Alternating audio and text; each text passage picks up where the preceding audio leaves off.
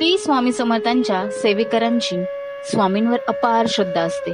नकारात्मक दूर करण्यासाठी स्वामींची सेवा केली जाते.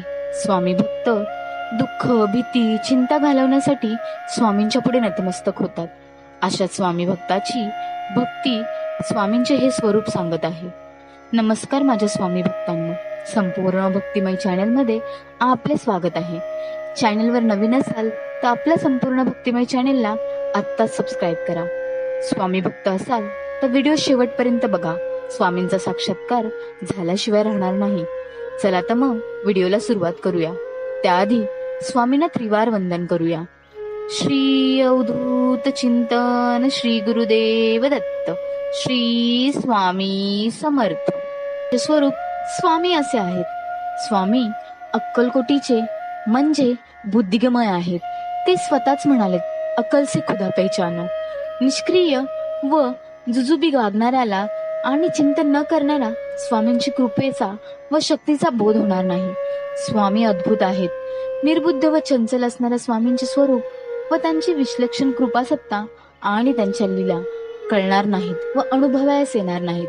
स्वामी एकमेव चिरंतन सत्य आहे. ते सर्व शक्तिमान असे आहे. सर्व विश्वाचे मालक आहेत. स्वामी अवधूत म्हणजेच सर्वोच्च संन्यासी आहेत. परमहंस आहेत. स्वामी स्वयंभू स्वयसिद्ध आहेत. ते अव्यक्त आहेत. ते भक्तांसाठी नाम व रूप घेतात. स्वामी ओंकारातील पहिला स्वर अकार म्हणजे शेषशाही विष्णू भगवान आहेत. स्वामींना कुळ, जात, धर्म, पंथ, संप्रदाय नाही. त्यांची जात सर्व संतांप्रमाणे कळवायची आहे. स्वामी अचलोपम म्हणजे उपमा न देता येण्यासारखे आहेत.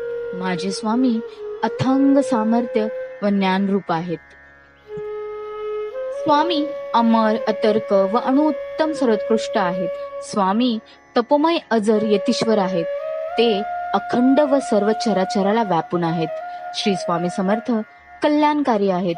स्वामींना काम, क्रोधादी विकार नाहीत. ते संकल्प आणि विकल्प नाहीत. ते सर्व साक्षी आहेत.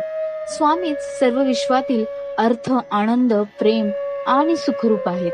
स्वामीच सर्व जीवातील प्राण व तेज आहेत. स्वामी नित्य जागृत आहेत. म्हणजेच स्वामींची सर्व देवस्थाने स्वामींच्या अस्तित्वाने जागृत आहेत.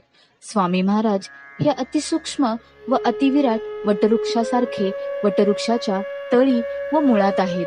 म्हणून साध्या पार्थिव दृष्टीला त्यांचे दर्शन होणे अवघड आहे. स्वामी निरालंबासनी आहेत. म्हणजे त्यांचे आसन कशाच्याही आधारावर अवलंबून नाही.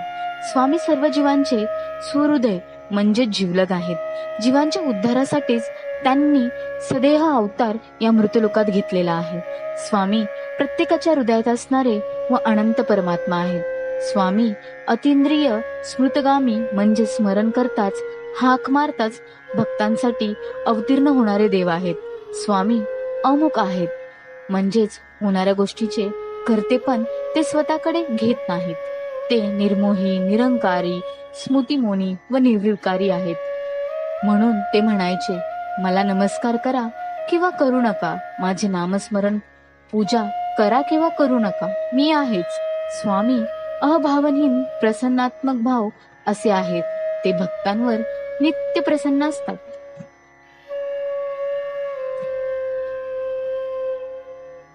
स्वामी त्रिलोकाश्रय म्हणजेच स्वर्ग, पृथ्वी, पाताळ यांचे आधार व आश्रय आहेत.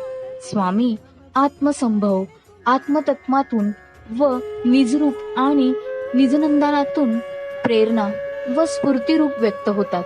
स्वामी त्रिविध तापहर आणि अधिभौतिक, अधिदैविक आणि आध्यात्मिक तापहरण करणारे, भक्तकाम कल्पद्रुम भक्तांच्या सर्व इच्छा पूर्ण करणारे आणि संकटापासून वाचवणारे आहेत. मोहापासून निर्माण होणाऱ्या ममतेचा स्पर्श स्वामींना अजिबात नाही. रागावर सुद्धा त्यांचे नियंत्रण आहे. स्वामींचा क्रोध सर्व विश्वाला परवडणारा नाही व म्हणून ते सर्वसामान्य जीवांवर रागवत नाहीत. त्यांच्या दुष्प्रवृत्तीचे व्यवहार ते सहन करतात. कोप झाल्यास सर्व विश्वाचा संहार होईल. म्हणून स्वामी रागवत नाहीत. त्या अपराधांना क्षमा करतात. स्वामींची कृपा, उदंड व त्यांच्या मुखातून येणारे श्रीवचन अविनाशी त्रिकालबद्ध सत्य आहे. आता डोळे बंद करा आणि 3 वेळा स्वामी समर्थ म्हणा.